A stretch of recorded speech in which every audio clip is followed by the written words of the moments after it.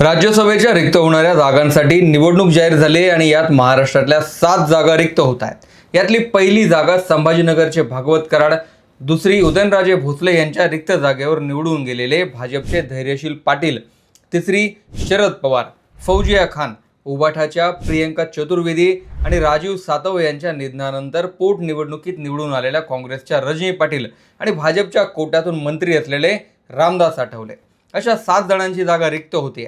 यापैकी महायुती वगळली तर कुणाचाही सदस्य पुन्हा निवडून येईल अशी शक्यता दिसत नाही।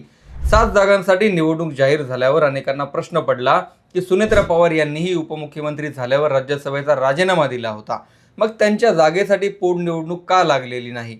पण यामागे भाजपचं असं गणित होतं जे पवारांनाही समजलं नव्हतं आणि कदाचित त्यामुळेच विलिनीकरणाच्या चर्चांनीही जोर पकडला होता। दिल्लीतून भाजपने पवारांचं राज्यसभेचं गणित कसं बिघडवलं आणि सुनेत्रा वहिनींनी उपमुख्यमंत्री पदाची शपथ घेतलेली असूनही त्यानंतर दिल्लीत दौरा करूनही राजीनामा अजून का दिलेला नाही, त्याचंच कारण मी या व्हिडिओत काही आकडेवारीसह सांगणार आहे। तुम्ही पाहताय story.com।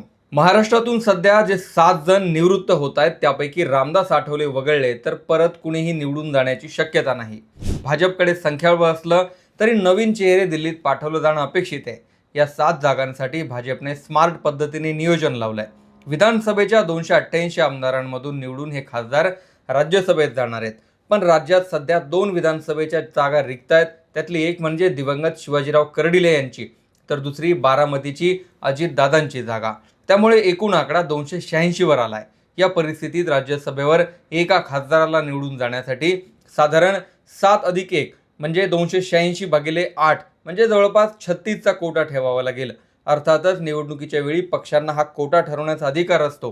भाजपने हा कोटा ठरवण्याच्या गणितामुळेच आतापर्यंत कित्येक विधान परिषद आणि राज्यसभेच्या निवडणुकात शेवटच्या क्षणाला निकाल फिरवलेत आणि महाविकास आघाडीच्या निवडून येणाऱ्या उमेदवारालाही पाडलंय। आता 36चा कोटा जरी गृहीत धरला तरी भाजपकडे 136 आमदार आहेत। भाजपचे 3 सदस्य सहज निवडूनही येऊ शकतात आणि त्यानंतरही 24 मतं शिल्लक राहतात। शिवसेनेकडे 57 आमदार आहेत आणि 1 सदस्य निवडून दिला तर 21 मतं उरतात। राष्ट्रवादीकडे 40 आमदार आहेत आणि 1 सदस्य देऊनही 4 मतं शिल्लक राहतात। म्हणजे महायुतीचा विचार केला तर 6व्या सदस्यासाठी 49 मतं शिल्लक राहतात। 6वा सदस्य निवडून देऊनही जे 13 मतं उरणार आहेत तिथेच खरा गेम फिरेल आणि 7वा सदस्यही निवडून आणण्यासाठी नियोजन लावलं जाईल। महाविकास आघाडीमध्ये उबाठाकडे जवळपास 21 आमदार आहेत आणि अजूनही 15 मतांची गरज पडेल। ही गरज शरद पवारांच्या 10 आमदारांनी पूर्ण केली तरीही कोटा तयार होत नाही। आता या परिस्थितीत 16 आमदार असलेल्या काँग्रेसने उबाठाला मदत करायची की उबाठाने काँग्रेसला मदत करायची हा प्रश्न असेल। मुंबई महापालिका निवडणुकीत उद्धव ठाकरेंनी काँग्रेसपासून राखलेलं अंतर असेल किंवा चंद्रपुरातली परिस्थिती, उबाठा आणि काँग्रेस एकमेकांना मदत करण्याच्या मानसिकतेत सध्या दिसत नाहीत। या गोपनीय मतदानाच्या निवडणुकीत भाजपने काँग्रेसची मतं गेल्या राज्यसभेलाही फोडली होती आणि विधान परिषदही फोडली होती। पुन्हा एकदा जर काँग्रेसची काही मतं भाजपच्या हाताला लागली तर काँग्रेसचीही 1 जागा जाऊ शकते। मतांच्या या गणितावर सगळं अवलंबून असेल आणि तिथून निवडून येण्यासाठी अटीतटीची परिस्थिती तयार होणार आहे।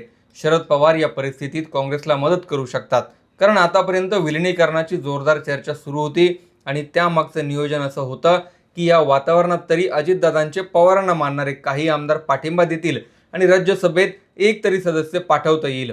शरद पवार स्वतः या निवडणुकीनंतर निवृत्त होत आहेत, मात्र पक्षातल्या एखाद्या वरिष्ठ नेत्याला राज्यसभेत पाठवण्याची पवार गटाला संधी होती, पण विलिनीकरणाची चर्चा ही फक्त चर्चाच राहिली आणि राष्ट्रवादीने आपले सगळे निर्णय पवारांना विश्वासात न घेताच घेऊन टाकले। एक निर्णय पवारांचं गणित बिघडवणारा होता, तो म्हणजे सुनेत्रा वहिनींचा राज्यसभेचा राजीनामा।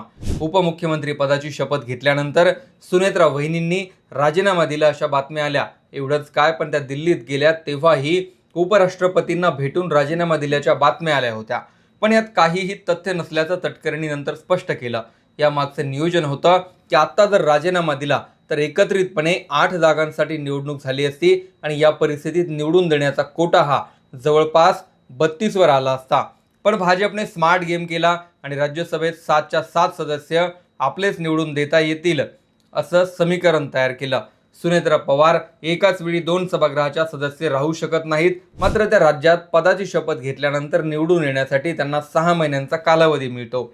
अजितदादांच्या निधनानंतर रिक्त झालेली बारामतीची पोटनिवडणूक येत्या काही दिवसात जाहीर होणं अपेक्षित आहे. साधारणपणे राहुरी आणि बारामती या दोन्ही विधानसभेच्या पोटनिवडणुका जिल्हा परिषदेचा जो पुढचा टप्पा होतोय त्यावेळी जाहीर होऊ शकतात.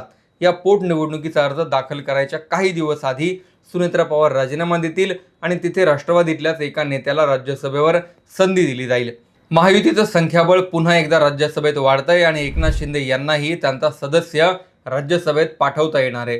गेल्या वेळी उबाठाने प्रियंका चतुर्वेदी यांना संधी दिली होती. मात्र एकनाथ शिंदे यावेळी पक्षातल्याच एखाद्या मोठ्या नेत्याला संधी देऊ शकतात.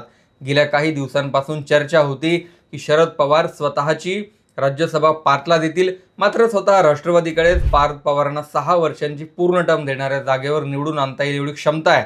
या सगळ्यात उबाठाला तर फटका बसतोयच, मात्र पवार गटाचंही यात मोठं नुकसान होत आहे. काँग्रेसकडे तर जेवढे आमदार लागतात त्याचा निम्मा कोटाही पूर्ण होत नाही. महाविकास आघाडीने एकत्र निवडणूक लढवली तर 7वा उमेदवार निवडून आणता येऊ शकेल. मात्र त्यातही भाजपने कोट्याचं समीकरण बिघडवलं किंवा काँग्रेसची काही मतं फोडली तर आतापर्यंतच्या निवडणुकीत शेवटच्या टप्प्यात जे झालं त्याचीच पुनरावृत्ती होऊ शकते. प्रसाद लाड यांना तर विधान परिषदेच्या निवडणुकीत फक्त एका मताने शेवटच्या क्षणाला निवडून आणलं होतं. या निवडणुकीवर तुमचं सुद्धा मत लिहा. व्हिडिओ आवडला असेल तर पुढे शेअर करा. चॅनल सबस्क्राईब करायला विसरू नका.